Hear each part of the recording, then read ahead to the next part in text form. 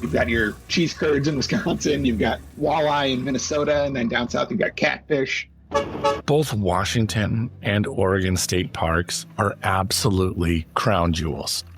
Hey, let's just embrace this lifestyle because RV life is chaotic anyway. It's not meant to be rocket science. RV life. RV life. RV life. RV life. RV life. RV Life Podcast. Hello again, everybody. Welcome back to the RV Life Podcast. I'm Jim. And I'm Renee. Thanks for joining us again. We've got another fun and informative episode lined up with a little bit of everything. We'll hear about another epic American road trip and some smart RV trip planning tips. Plus, we discuss fitness and wellness for life on the road and take a look at some very interesting innovation in the RV industry. That's right. John kicks things off with a travel segment that feels tailor-made for RVers. He's talking with Alan Hammery about the Great River Road. This is the 3,000-mile route that follows the Mississippi River through 10 states, from Minnesota all the way down to Louisiana. And honestly, after all these years on the road, that is still one route on our bucket list. We just haven't done it. There's something about following the Mississippi through all those small towns, scenic overlooks, cultural stops, and changing landscapes. It sounds like so much fun. Right, we'll get there. In our lifestyle segment, we welcome back Brooks Smothers from RV Out West. I'm excited to have Brooks back on the show since I talked with him all about marketing and branding on the RV Entrepreneur Podcast, episode number 341. That was a while ago, so we'll make sure the link is in the show notes. This time, Brooks joins us to talk about all things Pacific Northwest, including why it remains one of the most overlooked and most rewarding RV destinations in the country. Oh, and speaking of RV entrepreneurs, next up, Rose and Glenn sit down with Jake and Sarah of Active RV Life. Listeners may remember them from our lifestyle segment back in episode number 155, where they shared practical tips to stay active and healthy on the road.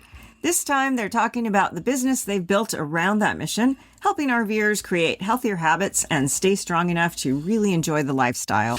And finally, Bob wraps up the episode with Stella Chin, co-founder of Evo Trex, for a conversation about a special new breed of travel trailer that blends electric power, onboard generation, and some pretty futuristic thinking about where the RV design may be headed next. All right, let's get things rolling with a trip that covers 10 states and thousands of miles, all while following one of America's most iconic rivers. Here's John with Alan Hammery from the Great River Road. Thanks, Jim and Renee, and welcome to another segment of the RV Life Podcast, a travel destination segment. And this segment is a little bit different because it's not one destination, but it's really 10 destinations all rolled into one. And we're talking with Alan Hammery of the Great River Road, a National Scenic Byway, an All-American Road. And Alan, welcome to the RV Life Podcast. Thank you so much for having me, John. The first thing everybody wants to know is, where is this Great River Road? What is the Great River? And that's why we brought you on board today to tell us all about this exciting potential journey for our listeners. Yeah, well, if you know where the Mississippi River is, that's where the Great River Road is. So it follows the Mississippi River from its start in far northern Minnesota all the way to southern Louisiana to the Gulf. So it's approximately 3,000 miles of routes that go through 10 states. As you mentioned, it is an all-American road and a national scenic byway. So it offers a lot for people to see and do, from outdoor adventures to culture, to music, to food, to really anything you're interested in. You can probably find some place to. And we should say, Alan, that this is not an interstate highway like 90, which goes all the way from Massachusetts out to the West Coast, but a series of interconnected roads. And I guess you kind of stay off the interstates, right? In kind of small towns. Yeah, it's mostly state and federal highways, U.S. highways, that go through the 10 states. You can kind of demarcate where you are with pilot's wheel signs. So you'll see a sign that says a Great River Road in whatever state you're in, and it looks like a pilot wheel that you use to steer an old timey riverboat. And so that's kind of how you navigate your way through the route. And each state has its own section. The longest section, I believe, is in Illinois, which is 500 something miles. Great. Yeah. Yeah, and then like there's a real small section, 60 miles or so in Kentucky. So it kind of Kentucky. is Just the a edge. real, That far just the western edge, just of the far Kentucky. western edge. Yeah, yeah. So yeah, it goes through, like I said, 10 states and all kinds of things to see and do along the route. Yeah. So any RVer that has said, my goal is to RV to all 50 states, they can get 20% of their journey done. Exactly. All at You the knock same out a time bunch. here. So, Alan, the part that I've read and I found very interesting here, it says 10 states and, plan on taking 10 to 14 days to do it if you want to see things. But I've read that some people drive it. If you were to drive it from one end to the other, it would take you 36 straight hours of driving. I don't know why anybody would want to do that, but I guess that's just there for mathematical purposes, right? Yeah, we just kind of wanted to give people a picture of how long it would take to do that. But really, you can take as short or as long a time as you want. You can do one state, 2 states. You can do all 10. There are people who do all 10. The people who do all 10 generally kind of break it up into maybe a year or two. Right. Northern section in the summer, maybe the southern section in the winter when it's a little warmer down there. Oh, interesting. Okay, that's true because you are running into 2 weather zones depending upon when you try to, unless you do it all in July. Right. Where when you get to the middle of the country, it can be rather hot. Do people? Is there a preferred route, north to south, south to north, or do you find people drive in and like go to St. Louis and then some go north, some go south? It's certainly not mandatory that you do the whole route. Right. Yeah. It's kind of based on what you want to see, where you want to go. We've done routes from north to south and south to north. It depends if you want to start in New Orleans or start in northern Minnesota. That's it's kind of up to you where you want to go. And like I said, what time of year? Obviously, the northern section is not as scenic in the winter, but in the spring, summer, fall, especially the northern part, the roads right along the river. You get those beautiful fall colors in the fall. That's a great time. In fact, September is what we've called Drive the Great River Road Month. So that's when we promote travel on the Great River Road. Yeah. And then say, okay, go to the northern states. You're going to see some great fall color along the Mississippi River when you do that. Then you're beating the snow as you head south. Exactly. Yeah. Again, you can do it. You can do 1 state. You can do 3 states. You can do 10 states. It's really. How about the major cities that you'd run into on this route? Yeah. So the bigger cities would be New Orleans. It'd be St. Louis. It'd be Memphis, and it would be the Twin Cities in Minnesota. Are the bigger cities, but along the way, there's it's dotted with kind of small, charming river towns in the north and south both. Galena is on the Great River Road. That's in northwestern Illinois. That's commonly voted as one of the most charming historic downtowns in the country. It's got a lot of coverage. So that's where a lot of downtown buildings there on the National Register of Historic Places. You've got the Ulysses S. Grant home. That's where Ulysses S. Grant was from. You could really do a cultural tour as well. With the people up north are totally different foods and culture than the Cajuns down in Louisiana, in New Orleans. Sure. Right. Yeah. You do a culinary trip along the Great River. Yeah. Yeah. There's lots of great foods. You've got your cheese curds in Wisconsin, you've got walleye in Minnesota, and then down south you've got catfish. You got tamales. Arkansas has its own tamale trail. That has a lot of old restaurants and old family restaurants and stuff on it. So like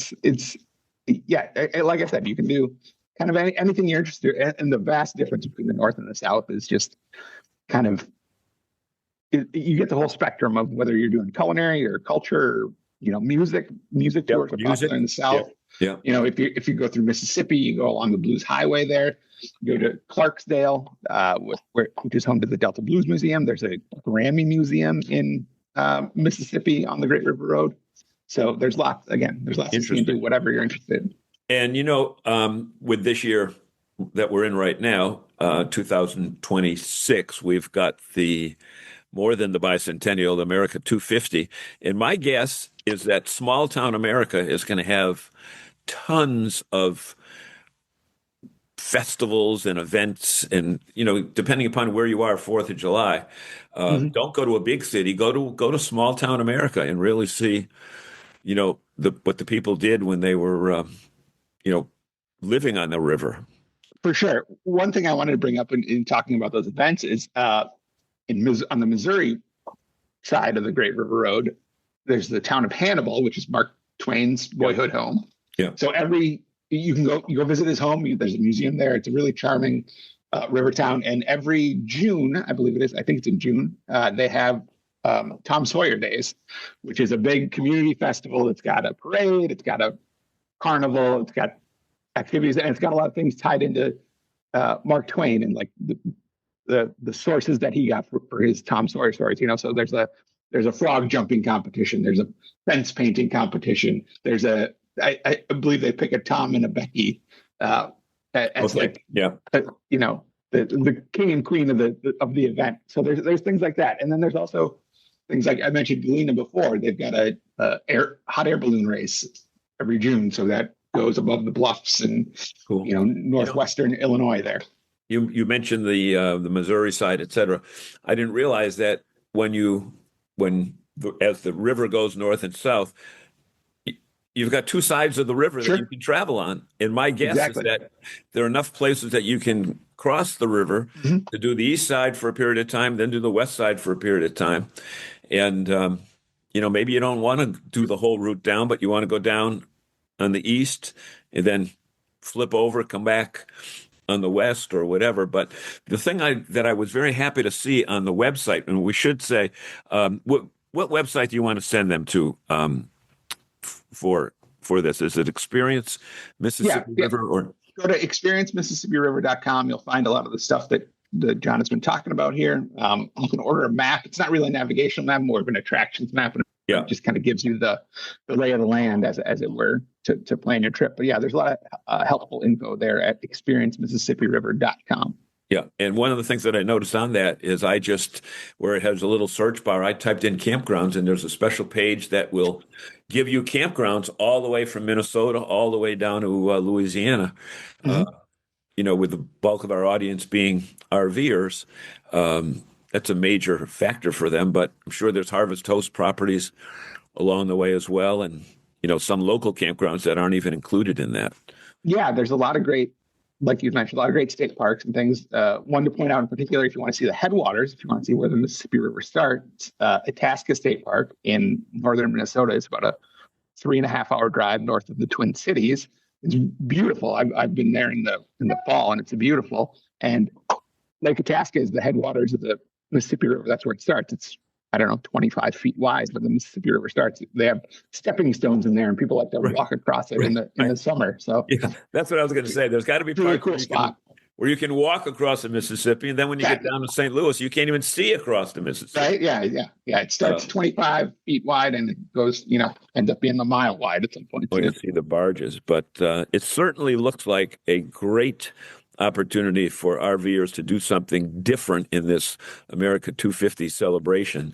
And we want to thank you, Alan Hammery, for representing the Great River Road, and let people know. Alan, give us that website one more time that you can find out more. Yeah, that's experiencemississippiriver.com. There you go. So let's get back to the rest of our show. This is the RV Life Podcast. My name is John DePietro. Thanks, John. As always, such a great conversation. And I have to say, the more I hear about the Great River Road, the more I want to go. It really sounds like one of those routes where the journey is the destination. Exactly. It's not just one stop. It's a whole chain of experiences, river towns, food, music, history, scenic drives, and all the little places in between that you'd probably miss if you stayed on the interstate. I loved hearing about how flexible it is, too. You can do the full route or just tackle a section at a time, depending on the season, the weather, or how much time you've got. All right. We'll get there. Coming up next, we shift from one classic American route to one of the most beautiful and varied regions you can explore by RV, the Pacific Northwest. We're joined by Brooks Smothers of RV Out West, and he's sharing why this region deserves a whole lot more attention from RV travelers. From the Columbia River Gorge to mountain towns, rainforests, and coastal drives, Brooks makes a strong case for slowing down and really exploring this corner of the country. It was great chatting with Brooks again. Here's our conversation with the host of RV Out West. Brooks, thanks for joining us. It's so great to chat again. We last talked on the RV Entrepreneur podcast, but for listeners who may not know RV Out West yet, Tell us how the project started. What inspired you to focus specifically on RV travel in the Pacific Northwest? Well, first off, Jim and Renee, thank you guys so much for having me on the show. And I'm excited to just talk about the Pacific Northwest. It's a place that is very near and dear to my heart. So I am a born and raised Washingtonian. I grew up here, lived through Mount St. Helens eruption. That could be a whole conversation for another time. I was alive, and I have vivid memories of when Mount St. Helens erupted. I've been to all 50 states as well, and I moved away for a decade from my mid 20s to early 30s, and I came back. I just love this area. And so when my wife and I started getting into RVing, I'm a big podcast listener and listen to a bunch of podcasts. I was trying to find kind of a podcast that would talk about places to go do RV travel and RVing in and around the Pacific Northwest. And there wasn't really anything I could find. Sure, I could find episodes from larger podcast shows like the RV Atlas or RV Miles talking about, places to go and do things in the Pacific Northwest. But it was like a one-off episode. Mm-hmm. There really wasn't anything that would kind of do a deep dive. And then COVID happened. And it was a lockdown. We were doing a remodel to our sticks and bricks, not because it was COVID and whatever. It was just timing wise. My daughter at the time was 5 and caused a flood in our house. And so we had to remodel. And then COVID happened. So I needed to find a creative outlet. And so I was like, you know what? I could totally talk about RVing in the Pacific Northwest. Yeah. So it started with is this thing on? And next thing you know, I'm like 180 episodes in and having a ball talking about various different places to go RVing and exploring and adventuring right here in the Pacific Northwest. Fantastic. It is one of our favorite places too. We always seem to be bouncing around Oregon and Washington and Colorado. We can't decide which one we like more. So I know that short list too when we were looking to move back. So yeah. We just love the region, and there's so much to see and do there and such different terrain from place to place. How do you decide which locations and destinations you want to share? Do you ever hold back? Is there a really special place where you're I don't want this place to get overrun. I don't want to tell everybody. So how do you decide what you're going to talk about? Okay. So first off, for my small group of camping friends that I camp with who hopefully should be listening to this episode, yes, there is one campground I do not talk about. It's where we go as a collective group, and they have specifically given me instructions not to talk about that one campground. So yes, there is one campground I don't disclose on RV Out West for that reason. Fair enough. That said, I want to encourage people to come and visit the Northwest and RV here. And so most of my audience is really Pacific Northwest listeners. When I look, they're from Seattle, they're from Portland, they're from Bend, they're listening from Boise. They're this kind of the big kind of city areas are the big places in the Pacific Northwest. Now, that doesn't mean I don't have people listening who don't live in the area who are looking to come here and trying to do their own research or find out other things and places to go and see. So I talk about other destinations that I find that I like. We got Leavenworth in the Cascade Mountains, this faux Bavarian town that's very iconic and in the mountains.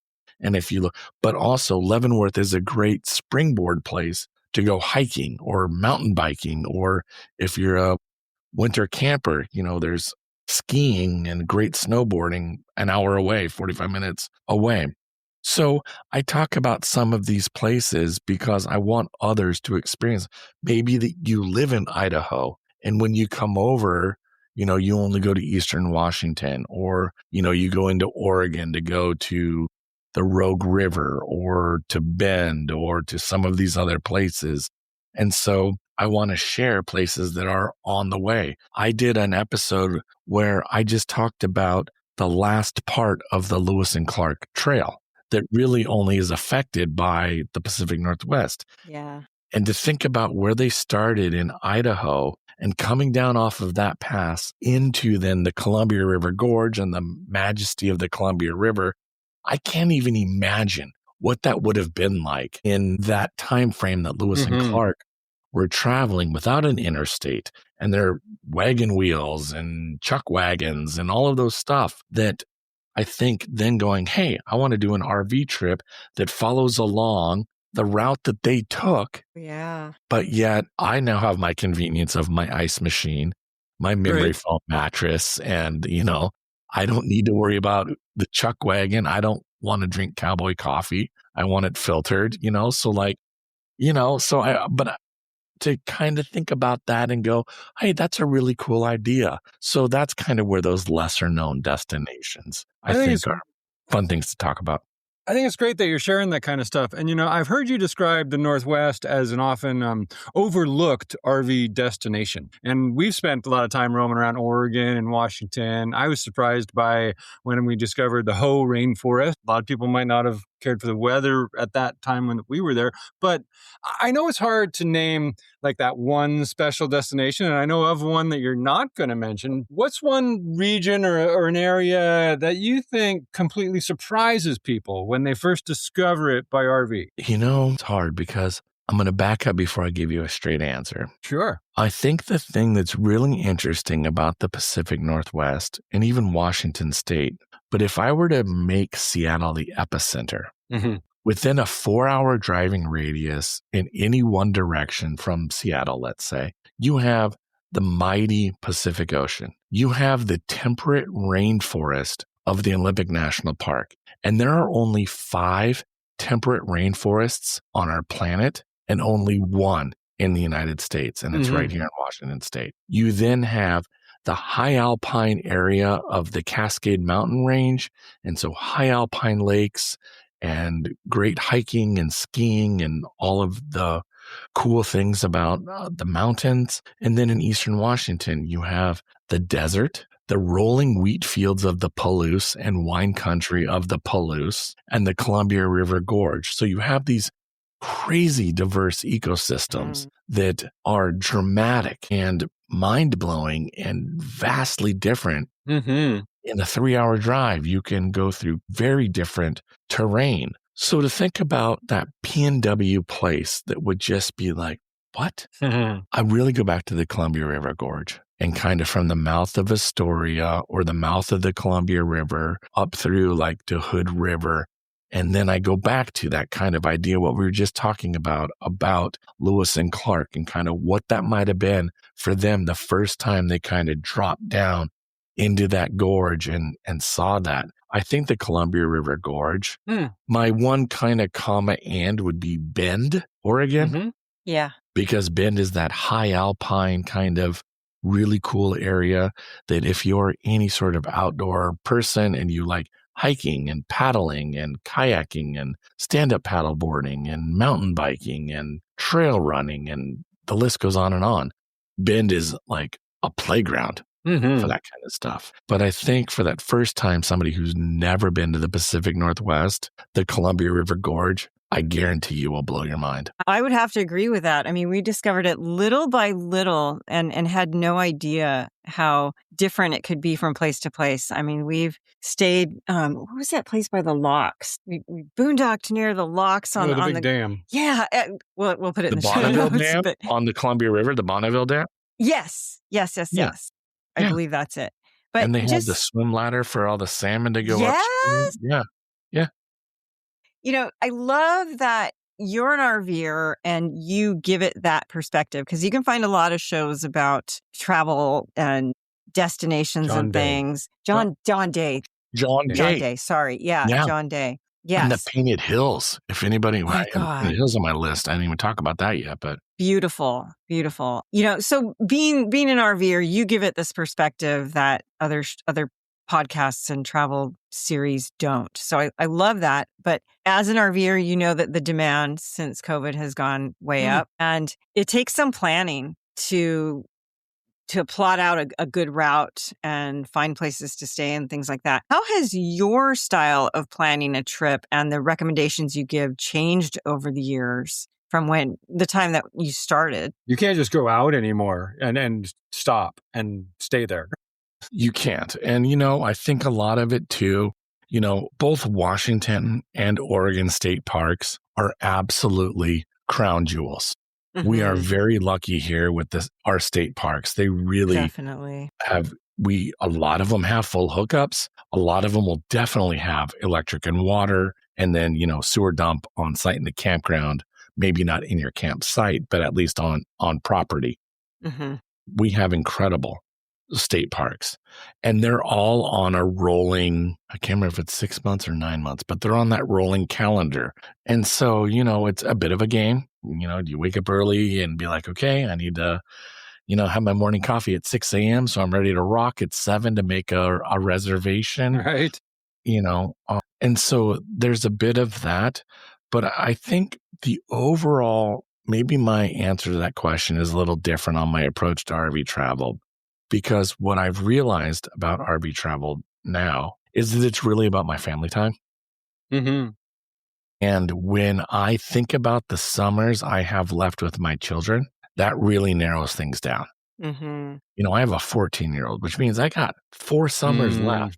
Wow. And then he's launched. I mean, he'll be going off to school or doing whatever he's doing. I mean, sure, he might still be here, but on the whole, I got 4 summers left with him. And so as a family, RV travel has really brought in for us the idea that we value experiences. Mm-hmm. And so we choose to spend our discretionary income on having those experiences together as a family. And so the RV travel has really changed how we travel as a family. That's cool. I think, which isn't necessarily, I think, the answer to the question that you were looking for, but I think it's a different way to approach what that looks like. I think it really shows the value of the extra effort that it takes these days to plan a trip in a populated region like that, just because it's worth it. I mean, you see the value, you get to spend time as a family together. My best memories as a kid were RVing with my parents. I would not be a traveler today if I wasn't for my dad taking us out every summer. So yeah, these are lifetime memories. What was that? Did you ever thank him for that? That is such a big question. Maybe. I'm trying to remember. I think I did, right? I think so. He's not around anymore. Dad, thank you. He's hopefully he's listening somewhere. I hope that happens for me, whether it's, whatever. But I mean, I hope that. And what you said sheds light on the value of the RV lifestyle to experience and get out and explore those places. But for the other people out there with families or not who are planning their trip and they think about the Northwest, a lot of us or a lot of them might get intimidated by the Northwest. It might be the Seattle traffic or mountain roads or the weather ranging from coastal rain to your Washington heat. What are some of the big misconceptions you might hear from RVers who might not have traveled to the region and what they might think of the place? So first off, let's talk about the weather. Okay. Yeah, let's do that. Let's talk about the rain. We very much like to joke and say we don't tan, we rust. That's awesome. And maybe that's part to keep the California migration to stop coming up north. I don't know. If there are any Californians listening, I'm sorry, but no. But also, I think part of that too is that it kind of also goes back to what you had mentioned, Jim, earlier about the overlooked. Mm-hmm. And I think from the stories I've read online, the people I've talked to, that a lot of times we're a pass-through state or a pass-through area on your way to Alaska. We're that kind of last big springboard before you cross the border, head into Canada, and start your route up to Dawson Creek. So we're Bellingham was the last stop for big major provisionings before you kind of cross that border. And when people come up here, they don't give themselves enough time to experience the area because they're more focused on getting to their destination and their trip up the Alcan. And then it becomes wow, that place really blew my mind. I need to come back and I want to experience it more because it's not what I thought. And so it goes back to, hey, we have all of these crazy diverse ecosystems that are very different. Like I said, I've been to all 50 states and this place still blows my mind. And so I think that's a big misconception that people don't allow themselves enough time to stay. The other thing is not to be getting political, and I don't want to be, but I think current events and news sources are painting the Northwest in such a light that is not true, is not common, and they are finding those smaller voices who help push out that narrative of whatever it might be, and that is really not the case here. I hear you. Seattle is a great city. Portland is a great city. I feel safe in both of those cities. Does it have homelessness and tent encampments and that kind of? Sure, it's a city. You're going to find that in any city you go to across the United States. I don't think it's more prevalent here than it is in any other city elsewhere. And that's just part of cities. Right. And so I think there's narratives coming out that are causing people to be like, oh, we don't need to go there, or I don't want to go there. And ultimately, you're cheating yourself. Oh, I couldn't agree more. I mean, that's why I love your show, because you take these deep dives into the region so that we can see that there's so much to do in one little space of the country. And it's not what you think it's going to be until you get there. I mean, really, our traveling style has always been keep your expectations low, because everything is going to surprise you otherwise. If somebody is going to go to the Pacific Northwest and they're not going to blow through there, what are some of the important things that they need to know to have the time of their life? Depending on the season, will summer be different from fall? What are some your top tips for a newbie? Sure. The biggest thing is, no matter when you are here, layering is critical, because, our weather changes on a dime. And I'm not just talking about the rain. I'm saying the temperature, in the summer, it'll be, whatever. It could be 80, 90 degrees during the day. But at night when you're sitting around the campfire, it drops down to 60. And you're like, I need to put a hoodie on, or I need a sweatshirt and jeans now because it's not shorts and flip-flops. So that temperature swings. And so you need to be able to peel off layers, put layers on, put a hoodie on, put a beanie on, take the beanie off, put a ball cap on.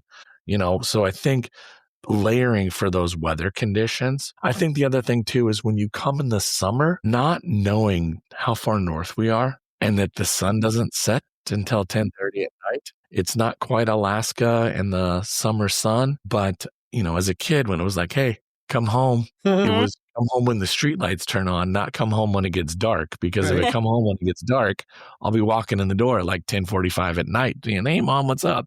And so, I think that takes a little bit. The sun comes up at 5:30 in the summer and doesn't set until 10:30, 11 o'clock at night. So knowing that. And then the other big thing really is mountain passes and doing that travel. My wife and I have a Jayco 267 BHSW. So we have the 26-foot bunkhouse with a slide out. I want to say, I can't remember off the top of my head, but I want to say it's about 7,700 pounds. And when we first bought it, it was it was the second vehicle or second thing I'd ever towed, but it was the first time it was something significantly larger than a pop-up to tow. It's pretty good size. I had a F-150 with the naturally aspirated V8 engine in it. And, the sales guys were like, oh yeah, you can tow that, no problem. Famous last no words. problem. And I could. And I did, and I towed it over mountain pass, and I used that truck and towed it over mountain passes, and it was okay. But luckily, I knew the roads, had driven these roads numerous times. But there were times coming down where, that those truck brakes were hot and they were smoking. And, I'm coming down off a mountain pass to the point now that I have a 1-ton diesel to tow a 7,700-foot trailer because I'm in mountain passes. And so using that exhaust brake and some of the power of that, so it might be an overkill truck for the trailer I'm towing, but given the fact that I'm going over mountain passes, it seems like a good fit for me. Oh yeah, you can never have too much truck, I think. And Yeah. I know you have a lot of, I heard about your plans for RV Out West this season. You got a lot on the docket. Where's the best way people can learn more about where you're headed and what's going on in the Pacific Northwest these days? Sure. People can find us online at rvoutwest.com. I'm on Instagram, Facebook. I'm new to TikTok. So you can find me on TikTok. I don't know. I'm learning that area right now. And obviously, you can find the show in any podcast app that you're choosing to listen to RV Life in. Right now, I am in that same directory and in that same app as well. Well, we love your show, so we are definitely going to get the word out about what you do because it's really valuable and helpful. So thank you so much, Brooks. Yeah, you guys, thank you so much for having me on. I really appreciate it. Ditto. Thanks a bunch. Brooks always makes me want to hitch up and head back to the Northwest. We've been up there so many times, but have still missed so much. Oh, I know. And I really appreciate how he talks about the Pacific Northwest from the perspective of an actual RVer. It's not just travel inspiration. It's practical, realistic, and rooted in what it's really like to camp and road trip through that region. Right. And his point about not rushing through everything really hits home. There's so much there, from the coast to the mountains to the desert, river country. If you blow through it too fast, you miss the whole point, folks. All right, next up is another RV entrepreneur profile with a familiar pair. Jake and Sarah from Active RV Life are back. That's right. Our earlier conversation a while back now, they talked about fitness, mobility, injury recovery, and how to stay active enough to enjoy your RV lifestyle. Now, Rose and Glenn take the conversation in a little different direction and dive into how Jake and Sarah turned that passion into a business built specifically for RVers. They talk about the health challenges they saw in the community, the platform they've created, and what it really looks like to build a business while living full-time on the road. Here's Rose and Glenn with RV entrepreneurs Jake and Sarah. Hello, Jake and Sarah. Welcome to the RV Entrepreneur segment of the show. Thank you so much for joining us today. Thanks for the invite. We're really, really excited about this. We are really excited too because the health, fitness, and RV lifestyle come up constantly in our world. So it's really neat that we have some things in common. And you guys have been full-time RVers for 4 years now, and you're the founders of Active RV Life, a fitness, nutrition, and wellness platform built specifically for life on the road. But before we dive into the business side, give us a quick picture of what Active RV Life is and the problem you saw in the community that made you say, this needs to exist. So it's a place, and it goes beyond just working out and getting a good sweat session. So if you picture folks are preparing for either retirement or they're preparing for travel, they have this idea of what travel is going to look like. And so you're picturing the open road and going to all these national parks and the hikes and doing all this sightseeing, what this great country has to offer. And leading up to that, your family, has obligations, the work has obligations. And before you know it, your health is starting to deteriorate. And by the time that you get there, you don't have the health to actually do the dream that you dreamed of doing. And so we have a personal story where we had some family come down to St. Augustine, Florida to visit us. And it's beautiful down there. It's actually the oldest city in America. So there's a lot of rich history. There's a fort, there's a lighthouse, there's all this stuff to do. And we go check the lighthouse out, and Sarah and I go up and we're heading up to the top, and we kind of turn back, and our family members weren't able to climb the stairs of the lighthouse.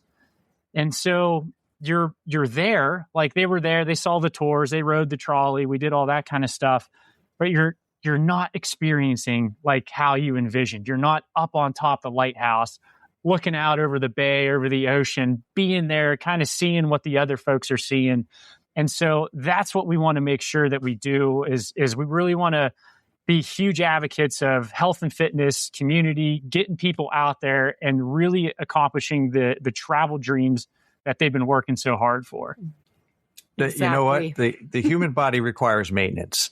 And do you feel like when someone, they initiate this new journey, that there's such a huge learning curve and it takes so much time to figure out how to back up the RV, where are you staying, that you disregard your personal health? Dude, you have no idea. People that don't RV, they think it's just buy the rig and figure it out from there. But yeah, you are right. There is so much behind the scenes that people don't understand. Because you grow up in a home, apartment, things like that, and you slowly learn how to do these things. But in an RV, it's just just try to figure it out as things are going and driving it. Like you said, trying to back the truck up on the hitch. There's just so many little small things that people don't understand. So I always tell people within the first year, you're going to be fighting a lot. Just understand it's not you as a couple. It is RV life testing your limits. And then from there, how do you overcome those challenges with the RV and keeping your relationship afloat as well? So yeah, there's so many hidden things behind the scenes with just maintenance. And then of course the health side of things as well. Absolutely. So it really seems that, serving this community, it feels right, doesn't it? Absolutely. Yes, it does. Yeah. So take us back to that beginning. You have this platform. So when you first started thinking about building a business, I guess you already knew that RVers kind of would be your niche from this story. But, what made serving this community feel like the right fit? So first, Sarah and I always wanted to start a business together. I was in corporate America. It was a great company. People were great. It was really a good experience, but health almost became secondary just because of the corporate lifestyle. So long hours in front of a computer, sitting, it took a lot of mental strain from problem solving all the time. And Sarah had an applied sports psychology business, and she's working with athletes and other folks within the sports psychology realm.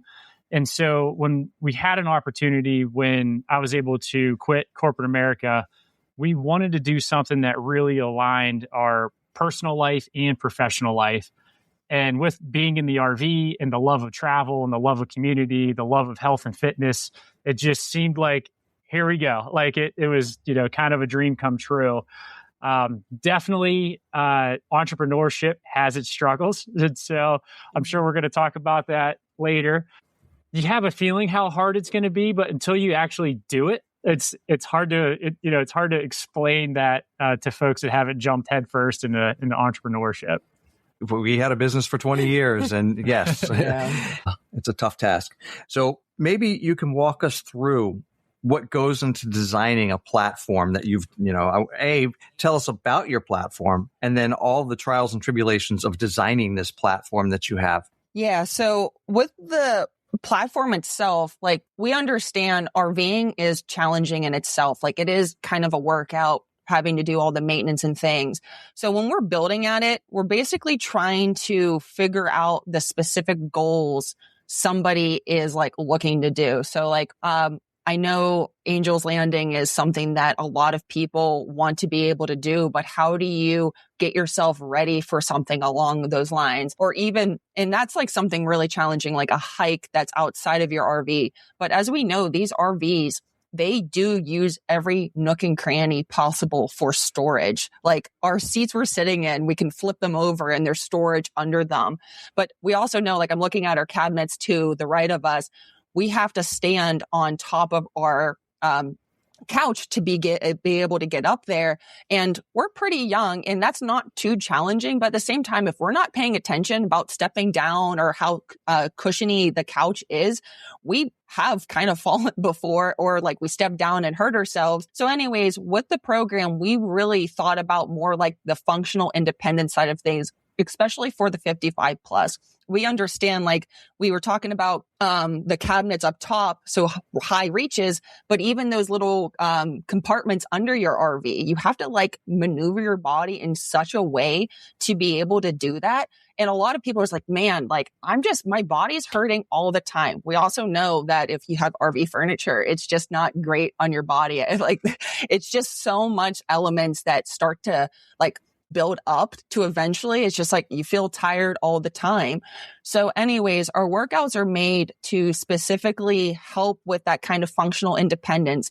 Travel days, we understand travel days aren't very easy. So we created something that's a quick 15-minute workout, all body weight, but something that's quick, fast that you can just do to warm up your body before tearing down your rig, or even maybe when you're done, whatever location you're at, maybe just opening up your body again. Cause we all know sitting is the new smoking. Like we do it so much, just opening up that body from there. So we're really thinking about all the elements of somebody that just wants to be more functional in their daily life, especially with how RV life is, or things that just you want to have a nice, consistent travel day, something that allows your body to wake up before having a long sit down, travel day. Yeah. But the community itself is evolving. So, yeah, before the 55 plus demographic, you picture that Class A diesel pusher. That was the majority of what RVers were. And now it's actually kind of migrating to kind of like Sarah and I's demographic where we're in our mid 30s. And so we wanted to be able to, like Sarah was talking about, the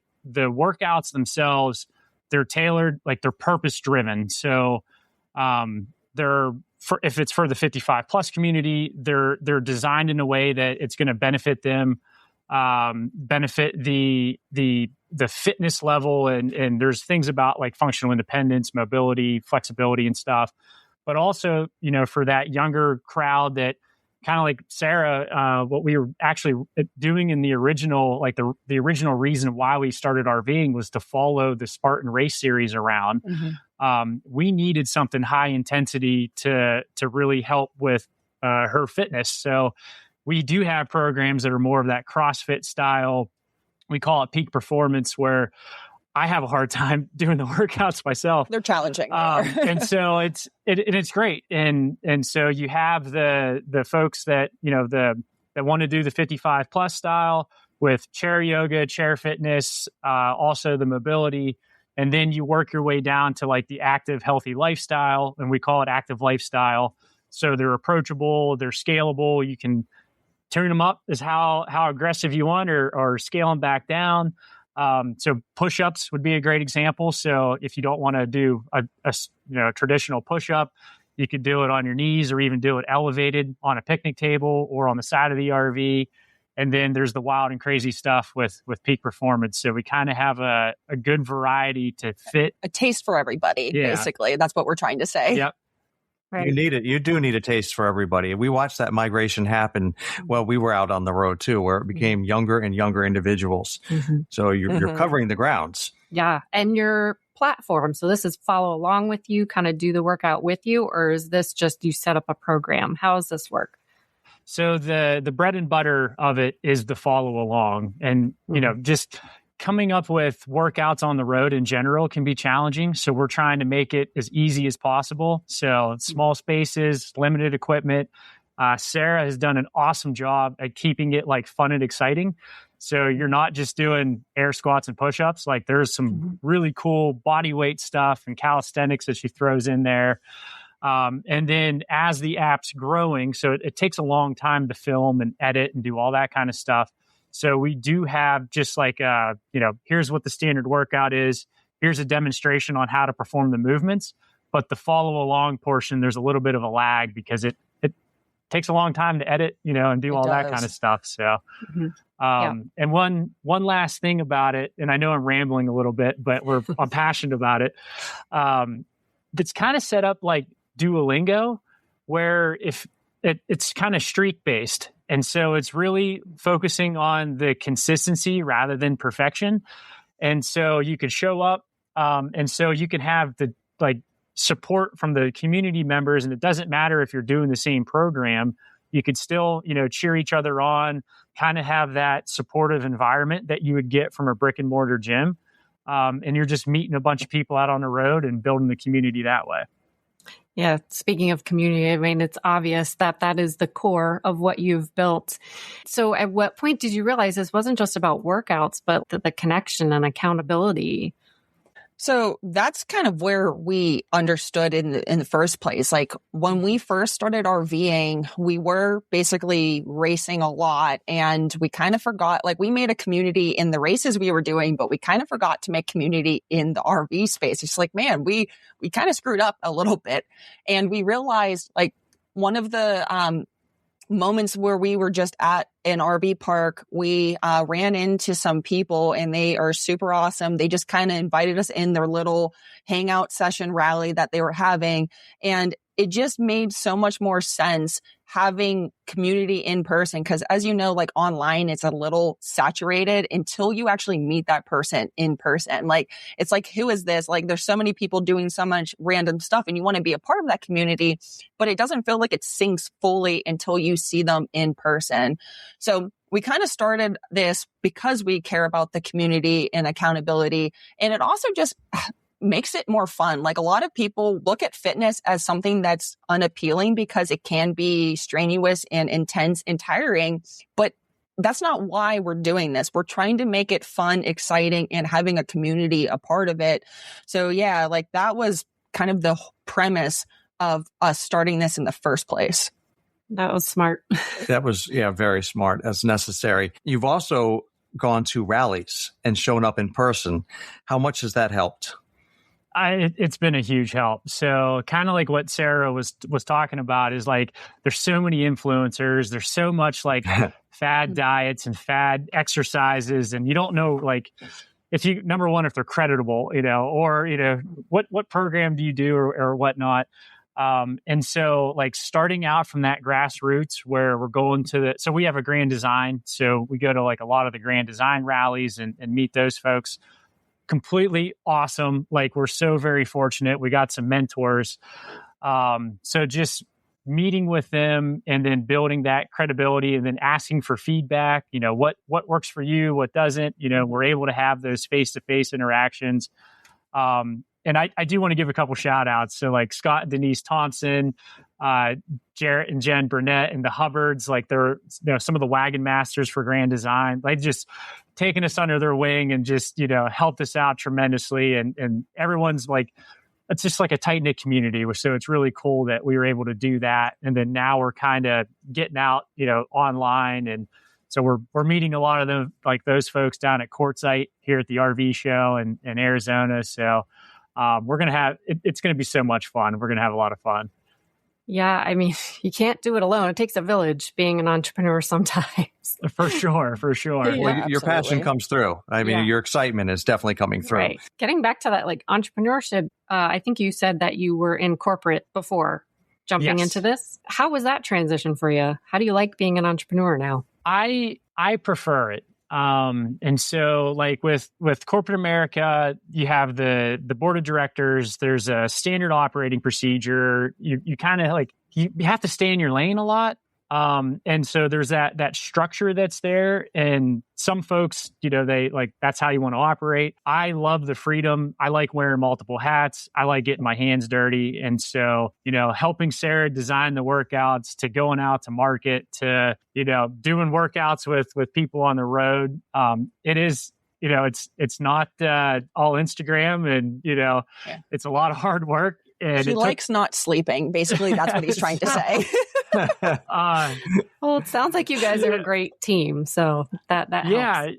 And super, super lucky. So, with the business back end and doing all the tax documents and all that kind of like fun stuff, like, I can gravitate more towards that, where Sarah's like the fitness guru expert. She designs all these cool, programs. So I like being hands-on, doing the work, and he's kind of behind the scenes creating all the back end type of stuff that I just don't understand. And that's where our team dynamic, like you said, works really well. The one thing that it took me a long time to kind of, I don't want to say calm down, but have a mindset shift. So like in corporate America, you have a lot of resources. You have a whole team. There's different departments you can rely on. You can delegate a lot.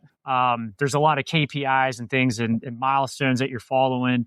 And so like for me to realize like, hey, it's going to take twice as long. It's going to cost twice as much. You're wearing multiple hats. You just have to embrace the journey, and in the beginning, I was kind of getting stuck. Like we were going to launch at this date and we were supposed to have this. My coworker is my spouse. Yeah. And so like that excitement was kind of, we're figuring it out as we go. And so it took me a long time to kind of reel in and, hey, like, let's just embrace this lifestyle because RV life is chaotic anyway. And so, it's been fun. Jake, give yourself some grace. Okay, man. Yeah, you got plenty of time. Do you feel like, is there one lesson that you learned the hard way when you were starting this? That is 100% it. So I had, like I said, these milestones in my mind, and just trying to push and drive. And it was just like Sarah almost had to like break me out of it. She's like, listen, you don't have the corporate America team. We don't have the resources. We're doing this ourselves. We're learning as we go. Let's just take a break, smile, relax, embrace this journey. And so like, that the constant feeling of being behind and there's always something to do. And, it's an imaginary finish line, that you just have to embrace that. Just like with fitness, you have to embrace the process, trust in the process, and everything's going to work out. That's great advice for anyone trying to start a business on the road, period. Yeah. Go ahead, Sarah. Well, I was going to say like, besides that hardship that Jake was having, another thing was just like we were trying to make the conditions perfect for filming too. And I'm RV life. We know that one. Yes, exactly. I forgot about that one. Yeah. Yes. And we all know that's not how it works. Like we have an RV that's right in front of us. Their dog barks every second of the hour. We have a street right next to us. There's kids that are running around like crazy, dirt bikes, side by sides. Like it's just a madhouse sometimes. And I was trying to like be like, you know what? RVing is messy. Our videos, of course, we are going to try to give the best workout, but if something happens, we have to roll with it because that's what RV life is about. So like just a quick story, like we were trying to make the filming perfect. So we purposely stayed at this RV park. It's called Settlers Point. They've worked with us tremendously to help us with our filming, but we purposely stayed here for multiple months because we're like, this setup for filming is fantastic. Now, if you know where Settlers Point is, it is in southern Utah. And when April hits, it gets hot. And then May is extremely hot. Yeah. And then June is like, why are we here? So we realized that our camera was shutting off on us because it was getting too hot. It was overheating. Yeah. It's just like, why didn't we make these things black? Like, why do we need to make them lighter color so the sun doesn't just beat on it? So Did you put it in the freezer? We had to put it in the freezer once. Yes. Yeah, I've definitely done that. Jake's like, what are you doing? I'm like, this is just how it works. Like, you just got to throw it in there. Don't ask. And so then I had the bright idea of, okay, let's get like a canopy. So it's like a 10 by 10 canopy. I didn't secure it well enough. Well, again, in the desert, down in St. George, like the high winds. And so that's another thing we learned. And the canopy blows on the side of the RV, like flies out. Yeah, thankfully, it didn't hit any other RVs but ours. And it was just like, whew, okay. And then we realized, okay, because of the heat, and it would get up to like 108 during the day. If we didn't film by 9 o'clock in the morning, we'd have to cover 7:38 a.m. We'd have to cover everything with towels. Just you can't even lay on the exercise mat because you're burning your skin. And so going back to that corporate mindset where everything was controlled and had to be perfect and you had to, you're presenting in front of the C-suite and so, like Sarah's like, we're not going to get that here. Yeah. So RV life is messy and that's okay. People want to see the real life, it is what it is, but you guys, you sound like you're doing a great thing with your platform. This has been a lot of fun chatting with you and kind of getting to know you and what you're doing. But where can people listening find you today? So we are on, I don't think every social platform, but Facebook, Instagram. I finally got TikTok and YouTube. everything has the same handle, Active RV Life. And then if you want to learn anything about our portal, you can go to our website, which is just activervlife.com. You can go check out every single program that we have and check out the portal from there. Awesome. Beautiful. Thank you both for coming on today. This has been very insightful. Yes. Thank you, guys. Yeah, thank you so much for having us. This was amazing, and we really appreciate what you guys are doing as well. Thank you. I really love what they're building. It goes way beyond exercise. It's really about helping people stay capable of doing the things they dreamed RV life would let them do in the first place. Exactly. It's one thing to plan the trip. It's another thing to make sure you're able to enjoy it and keep enjoying it. You know, I think that message resonates with so many RVers, no matter what age or stage they're in. You want the freedom of the lifestyle, but that freedom does come with some real physical demands. All right, to wrap up this trip, Bob has an exciting industry conversation that looks ahead to what may be coming next in RV technology. He's talking with Stella Chin, co-founder of Evo Trex, about their new travel trailer concept that combines electric capability, onboard power generation, and some very forward-thinking features for off-grid camping and towing. This trailer is incredible, and this is a fascinating look at where innovation in the RV world may be heading, especially for RVers interested in new approaches to power, energy use, and trailer design. Here's Bob with Stella Chin. Okay, today we're with Stella Chin, one of the co-founders of Evo Trex, right? Evo Trex. Yes, Evo Trex. You know, I always, Evo Trex, yeah, I have a trouble with that in terms of whether it's the K or the X on the end, but welcome, Stella. And why don't you start, if you would, with giving us a brief introduction of the company? Yeah, absolutely. And thank you for having me on. Evo Trex, we're a team that makes better travel trailers to enable a more free and unlimited camping experience. So the Evo Trex PG5 is our first travel trailer that is not only electric, but it goes beyond electric to be power generating, meaning that we have integrated a system called Horizon. It is the automotive engine slash generator that can have fuel, gasoline input into the Horizon system and basically generate unlimited power for your use, whether it's on the road, when you're camping, or even as you're parked in front of your driveway to act as a power backup in case the house, your house goes out of power. Very interesting. How did you come up with that kind of technology? It's not all electric, but you mentioned different power sources. Was it just genius? I find it very interesting, and I'm not a technical person, so I should probably tell you that up front. Yeah, of course. And it's not meant to be rocket science. So what drove us to come up with the idea is seeing the demand or some pain points. As a first-hand camper, I myself as a van lifer, and Alex, our founder, is a big-time camper and RVer as well. Seeing that need and unmet need actually for off-grid power, and also having the knowledge and experience in the power technology and electric vehicle world. And we see that there is the technology that can solve that problem, which is bringing power generating capacity or capability to the electric RV space. And how it works is that we have put in an automotive grade engine or generator that is much more efficient and delivers much more power than a traditional RV generator, bringing that on board together with a very large battery pack to provide you an experience. You can electrify your travel trailer at camp, but also recharge it as long as you have access to gasoline. Interesting. Now, how about the weight of the trailer?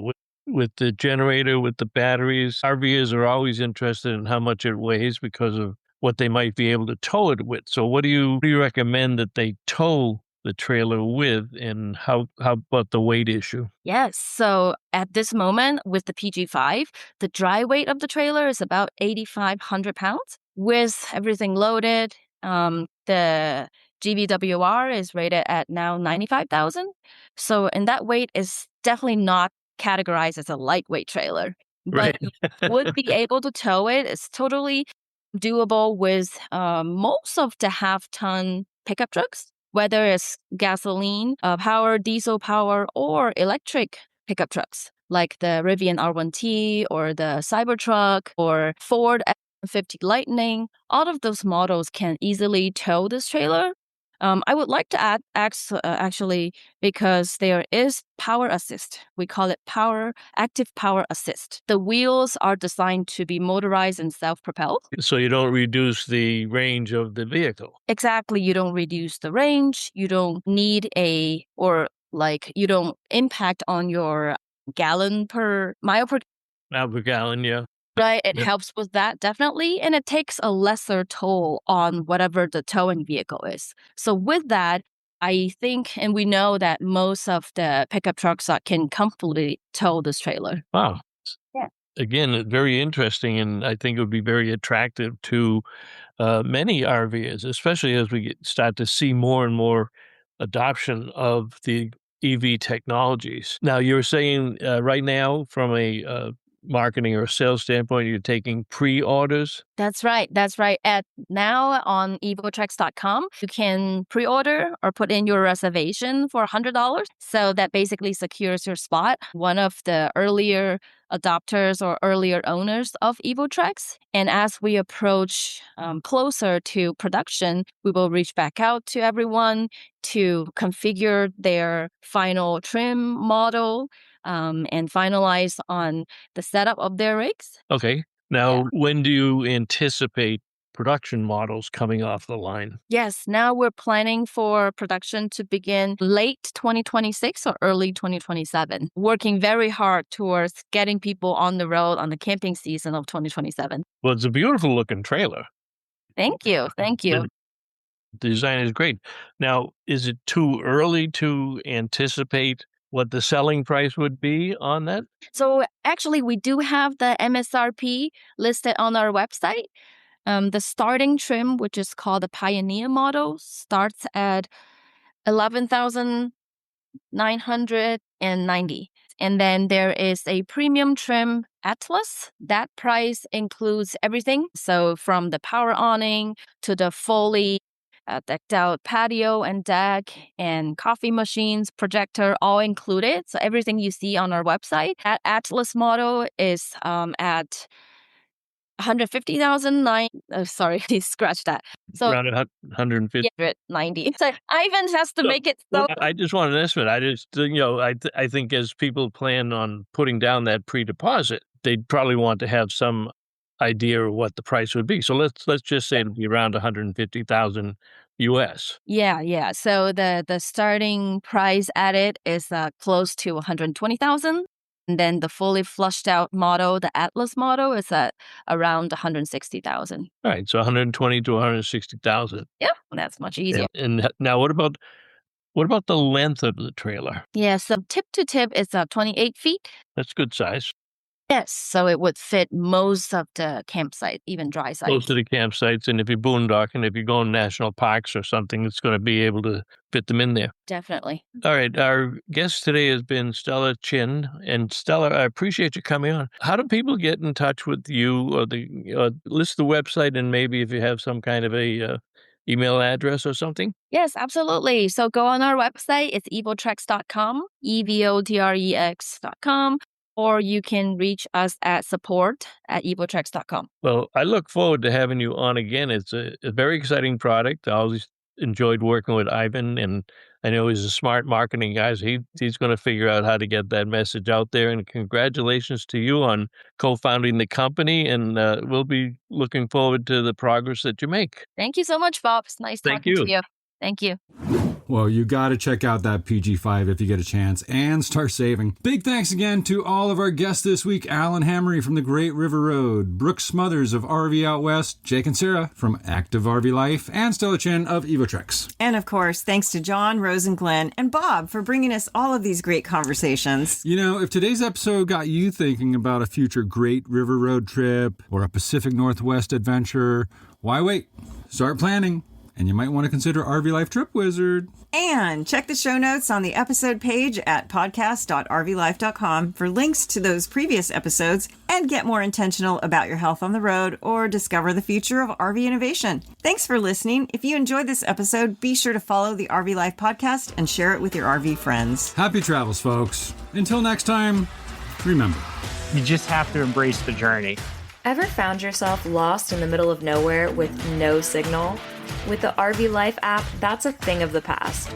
Enjoy reliable offline navigation, lane guidance, and turn-by-turn voice directions, ensuring you're always on the right path. Navigate the open road with ease and confidence. Visit rvlife.com to download the app today and start exploring without limits.